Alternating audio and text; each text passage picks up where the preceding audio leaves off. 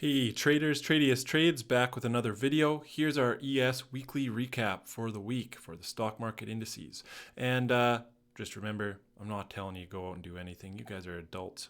Do with your money as you wish, but don't blame me for your wins or losses. This is education and information only. Okay, so what I'm looking at on the ES, well, if you follow my channel, you'll know that several months ago, back in March, April, I was looking for longs in the indices based on the COT. The Dow indice setup had the commercials very long down here, and a few other fundamental indicators said we should be bullish. So we've had that trend change here, obviously, several weeks of just explosive moves up. So the trend is really strongly up now on the daily time frame.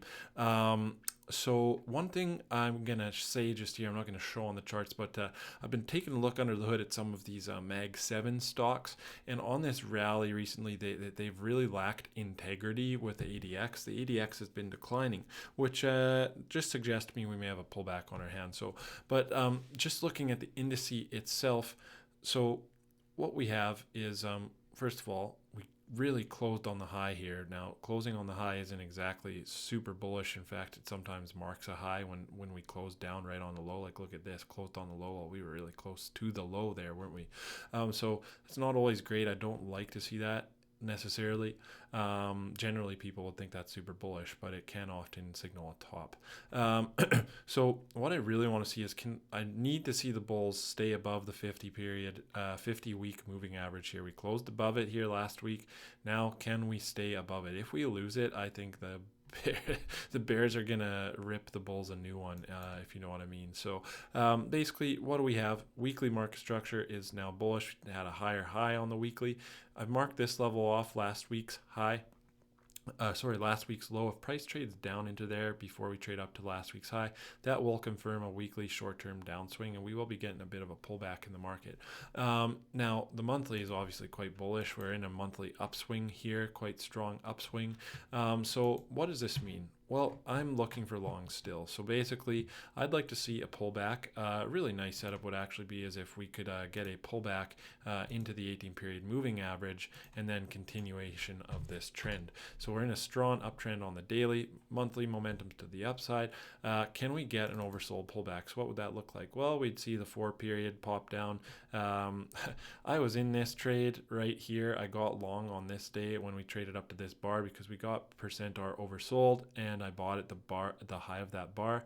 And then the next day I convinced myself to close the trade because at that point I was already short the yen, which to me was short yen is a risk on trade, so I didn't want to double down on a risk on trade.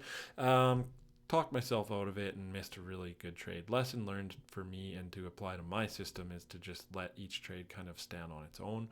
But that's something that I need to learn to incorporate. But basically, can we get a pullback, get oversold on the 4-period, or maybe even that we get a deeper pullback, we get a 10 and 14-period oversold. If that did happen, I'd look to buy on the high of the bar that gets oversold, and then just trail this stop up aggressively and catch a continuation of this move. Because remember, the fundamental conditions that started this, that caused this move to happen, don't just disappear. They're still there, especially since on the commitment of traders analysis I did this weekend, we haven't seen the commercial shift to the strong short side on the Dow, which is the YM contract, is where I do the commitment of traders analysis because it works better on that contract. Doesn't work so good on the S&Ps or the NASDAQ.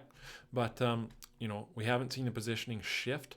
So I think for me right now, the highest probability trades are to take longs, oversold longs, and that's basically how I'm looking to work the stock market. Is let's be bullish here until the bears say, hey, it's time to be bearish, and that time, at least to me, is not right now.